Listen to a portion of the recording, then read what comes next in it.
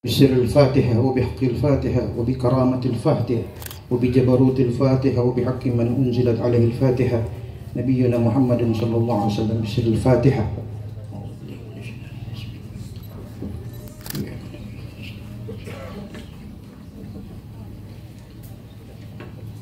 بسم الله الرحمن الرحيم. السلام عليكم ورحمة الله وبركاته.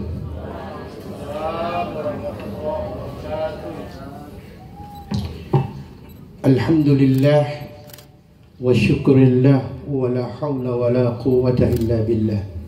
Ashhadu an la ilaha illallah wahdah wa ashhadu anna Muhammadan abduhu wa rasuluhu wa la nabiyya ba'dah. Allahumma salli wa sallim wa karrim wa azim wa syarrif ala sayyidina Muhammadin wa ala alihi wa sahbihi wa mawalah.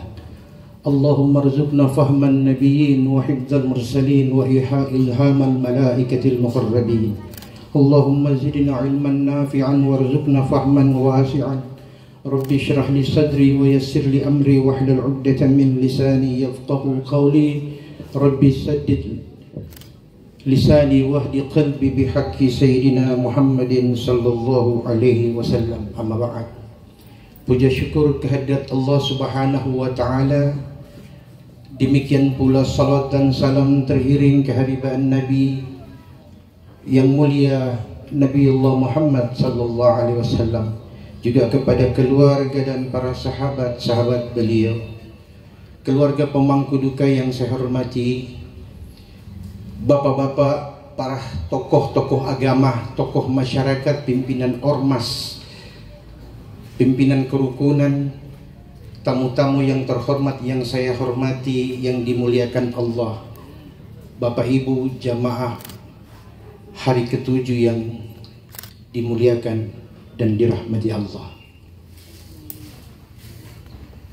Mohon maaf sebelumnya bila ada beberapa hal yang perlu saya ingatkan kembali kepada diri saya dan kita semua. Tadi sebelum acara ini dimulai sudah ada pembacaan doa tahlilan. Ya. Kemudian ditambah dengan doa syukur. Tentu hal-hal seperti ini bagi yang mengamalkan itu sudah hal yang biasa.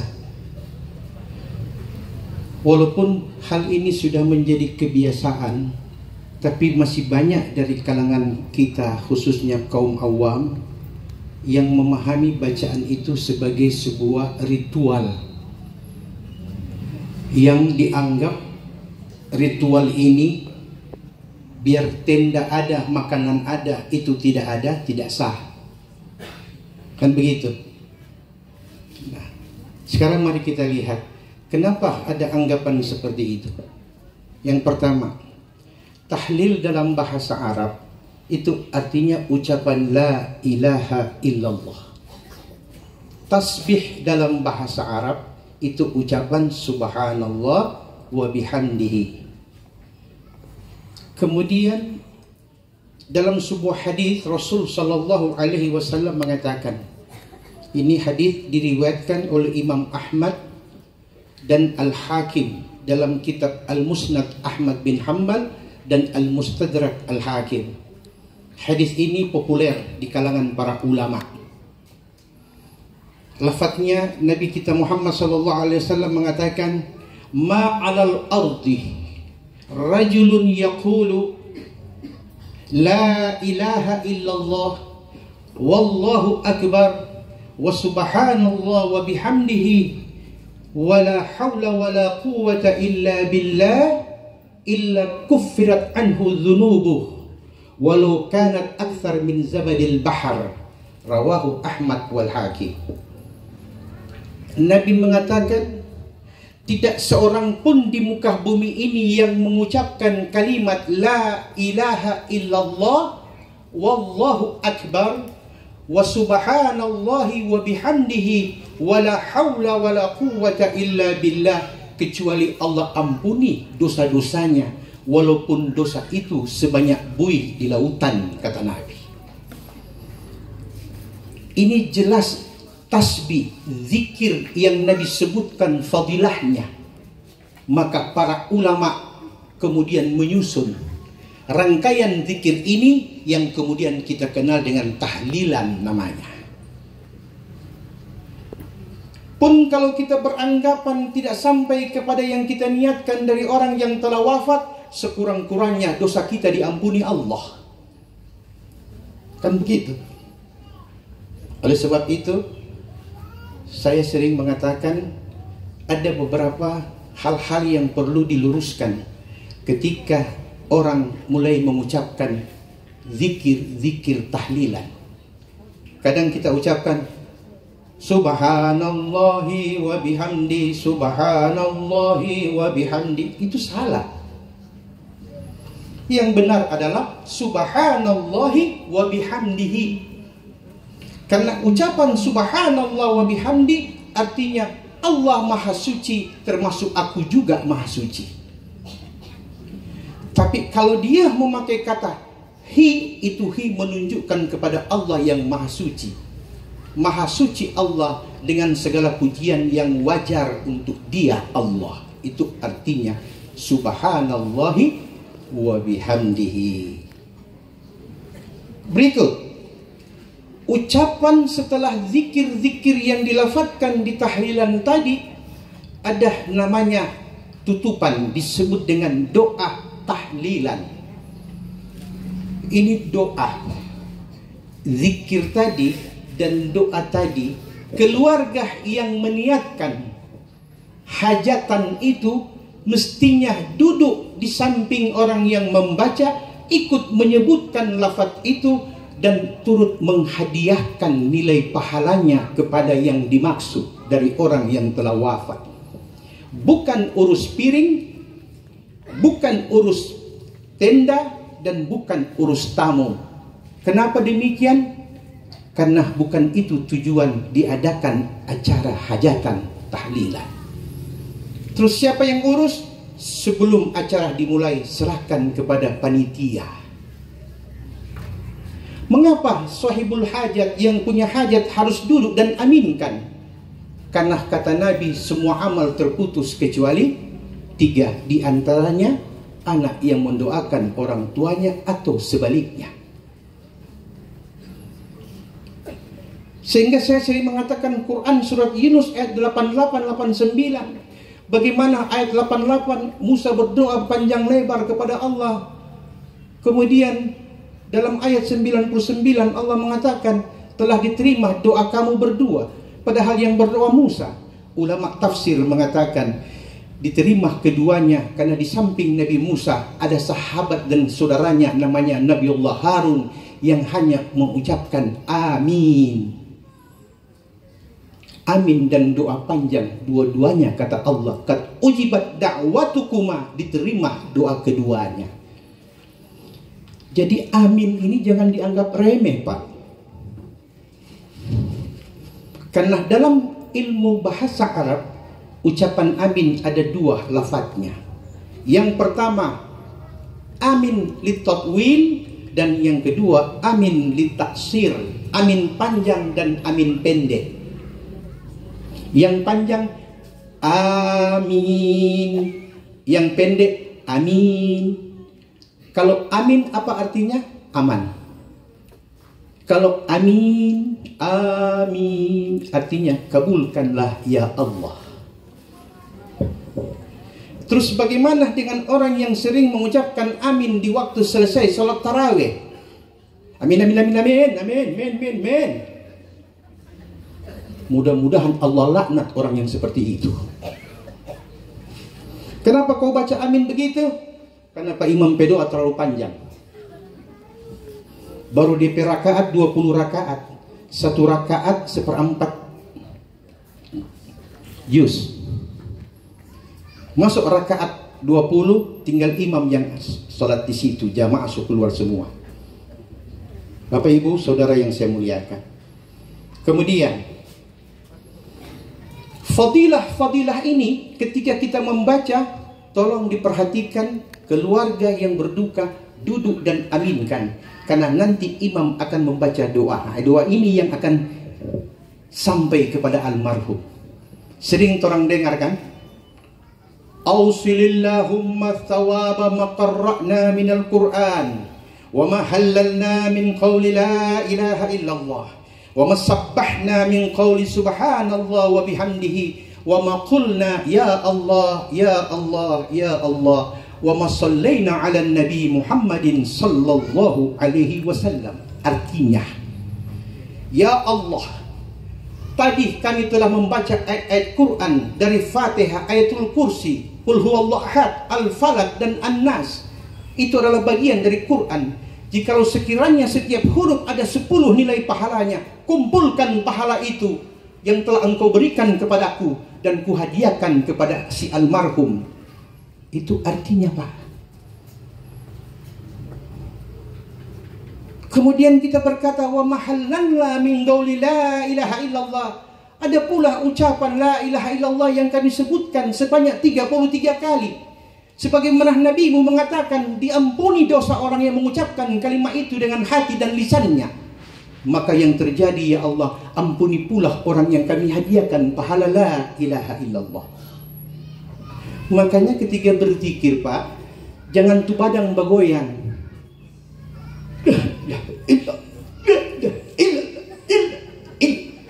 Salah, tidak salah, cuma kurang pas karena mengganggu tetangga yang di sebelah.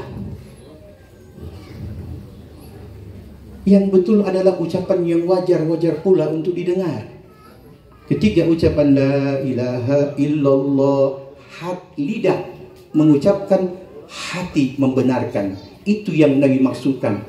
Taqrirum bil lisan wa tasdiqum bil qalbi.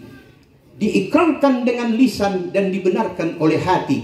Bagaimana la ilaha illallah bisa mengantarkan nilai pahala sampai pada tingkat pengampunan dosa? Sekiranya orang yang mengatakan tiada Tuhan selain Allah, lidahnya berkata tiada Tuhan selain Allah, tapi hatinya menyembah dunia, maka kehadiran hati itu penting. Karena disitulah ampunan Allah akan turun kepada yang mengucapkan, termasuk kepada yang meniatkannya kepada siapa. Bisa dipaham, Bu? Coba baca doa makan? Belum. Berikut. Hadis sudah disebutkan tadi. Tak seorang pun di muka bumi ini yang mengucapkan rangkaian kalimat la ilaha illallah wallahu akbar, subhanallah wa bihamdihi wa la hawla wa la quwwata illa billah illa kufirat anhu dhunubuh, kecuali balasannya dosanya Allah ampuni. Believe it or not, percaya atau tidak, nanti mati baru orang tahu. Siapa yang mati? Torang. Almarhum sudah. Torang menyusul. Tempo apa? Mau jadi dulu, kita ke belakang. Bisa dipaham, Bu? Pak? Berikut. Itu ucapan-ucapan zikir yang dilafazkan, disusun dan dirangkai dalam kalimah-kalimah tahlil. Kemudian ada doa yang mengatakan, sampaikanlah ya Allah pahala itu. Tapi bagaimana Allah memberi pahala orang yang mengucapkan la ilaha illallah 33 kali, subhanallah wa bihamdihi 33 kali, ya Allah 33 kali, tapi lisannya berkata, hatinya mengingkari. Maka perlu duduk dengan tenang, khusyuk, fokus kepada Allah, Tuhan yang kita minta kepadanya berpulang segala kebajikan dan balasan. Itu baru benar. Ibu, di antara sholat 5 waktu yang paling setengah mati, sholat apa? Berarti sembahyang semua orang di sini. Yang paling sulit sholat apa? Subuh. Selain subuh apa lagi?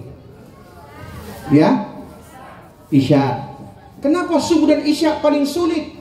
Karena memang itu yang dikatakan oleh Nabi dalam hadis Sahih Muslim. Dalam kitab Sahih Muslim, silakan Anda buka babus salah. Allah mengatakan kepada Nabi tentang nilainya, dan Nabi sampaikan kepada umatnya. Nabi mengatakan, man shalla isya fi jama'atin, faka'annama shalla nisful lail Wa man shalla subha fi jama'atin faka'annama shalla laila kullahu, rawahu Muslim. Artinya, barang siapa yang salat isya berjamaah, maka nilai pahalanya seakan-akan dia telah salat separuh malam. Dan barang siapa salat subuh berjamaah, kata Nabi, ketahuilah seakan-akan semalam suntuk dari terbenam hingga terbitnya matahari, dia dipandang salat oleh Allah. Hadis sahih Muslim. Bisa dipaham, Bu? Kenapa salat isya paling susah? Boleh kita buktikan. Check and proper test boleh. Kalau yang paling banyak jamaah isya atau maghrib? Maghrib. Isya? Pulang makan. Yang laki-laki bilang ada mah. Yang perempuan bilang apa? Paitu semua turun kalau. Bikin alasan yang tidak masuk di akal, nanti itu akan ditanya oleh Allah. Inna sam'a wal absar wal af'idah kullu ulaika kana anhu mas'ula. Pendengaran, penglihatan, bahkan apa yang di hatimu akan ditanya oleh Allah satu demi satu. Mana lebih banyak waktu? Pegang HP dan sembahyang? Kenapa kau suruh ngaku? Kalau sembahyang ada waktu kan nyanda? Nyanda, bilang jo iyo. Sama-sama kok pemain. Salat membutuhkan waktu paling cepat 5 menit dan paling lama 15 menit. Terasa bagaikan setengah tahun, hampir sebulan, 2 bulan, 3 bulan. Pegang HP dari mulai matahari terbuka sampai matahari tertutup. 4 kali cas, 5 kali lobet. Oke? Kita punya waktu banyak untuk itu. Ibu, ini tangan yang bertutut ini, kata Quran surat Yasin, baca itu. Apa kata Quran? Al-yawma nakhtim ala afwahihim. Hari ini, hari kiamat maksudnya, mulutmu akan kami tutup. Kenapa kami tutup? Karena banyak hal yang telah kau buat semasa hidupmu, sehingga mulutmu pun disuruh bicara tak sanggup berkata-kata. Tapi kata Allah, wa tukallimuna aydihim, tanganmu akan berbicara, termasuk apa yang kau ketik di situ. Dan bukti akhir kata Allah, wa tashhadu arjuluhum bima kanu yaksibun, kakimu akan bersaksi kemana di antaranya tubuhmu setiap hari. Bisa dipaham? Baca doa makan.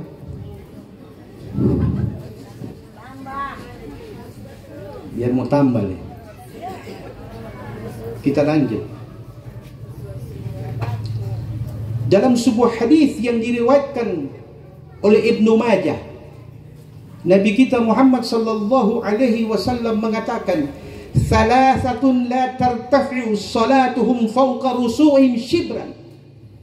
Ada 3 orang yang salatnya tidak pernah terangkat walaupun sejengkal dari kepalanya menuju hariban Allah. Ada 3 orang yang kalau salat tidak akan sampai kepada Allah walaupun hanya sejengkal dari kepala, tidak akan terangkat, kata Nabi. Yang pertama, perhatikan ini. Rajulun amma qauman wa hum lahu karihun. Seseorang yang menjadi imam tapi dia tidak disukai oleh jamaah, termasuk pula orang yang tidak diterima salatnya. Imam siapa? Bilang jo, Imam Ramli. Kenapa Imam? Minta maaf, Bapak Ade itu berdosa kita di sini. Yang dimaksud adalah ketika kita sholat, kita berbeda paham dengan orang kebanyakan. Oke? makmumnya 20 rakaat, imamnya 8 rakaat, sebaiknya yang 8 ikut yang 20, karena pasti semuanya dapat. Betul tidak? Kalau 8 kasihan yang 20 harus sambung di rumah. Tapi kalau 20, 8 boleh keluar. Ini yang dimaksud seorang yang menjadi imam dan tidak disukai oleh kebanyakan jamaahnya. Jadi 8 salah, betul. 20 salah, betul. Terus yang betul bagaimana? Baku atur. Mau 8 ke 20. Supaya imam dan makmum sama-sama ridha. Ini tidak usah baku ambil dalil. Allah kalau terang mati, Allah tanya ngana pakai dalil apa? Allah tanya ada backing kan anda?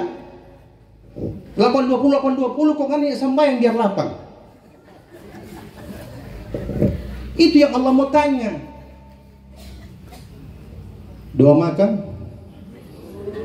Belum. Pokoknya kita mau ukur sampai azan. Berikut. Itu golongan pertama. Rajulun amma qauman wa hum lahu karihun.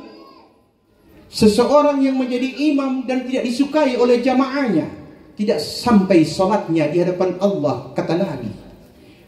Tidak terangkat walaupun hanya sejengkal dari kepalanya. Fauqa ru'usihim shibran. Yang kedua, ini yang kedua ini. Tidak tahu kalau di sini. Wa imra'atun batat wa zawjuha sakhitun. Seorang istri yang tertidur lelap di samping suaminya sedangkan suaminya murka kepadanya. Bini Sumanggoro, tu laki ni boleh tidur. Nafsu, ada minta jatah. Tapi mai tu apa alasan banyak sekali. Urus anak, urus manimpang, urus rumah, urus semua. Kong kita seolah mau urus panganan lagi. Betul tidak? Saya kasih penjelasan sedikit bedanya perempuan sama laki-laki.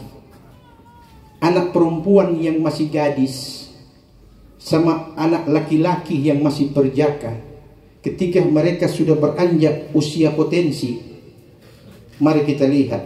Anak perempuan sudah pekerja, dapat terima gaji tiap bulan. Anak laki-laki sudah pekerja, dapat gaji setiap bulan. Pertanyaan satu. Laki-laki, anak laki-laki yang dapat kerja, dia anak perempuan yang dapat kerja, siapa yang lebih dulu minta kawin?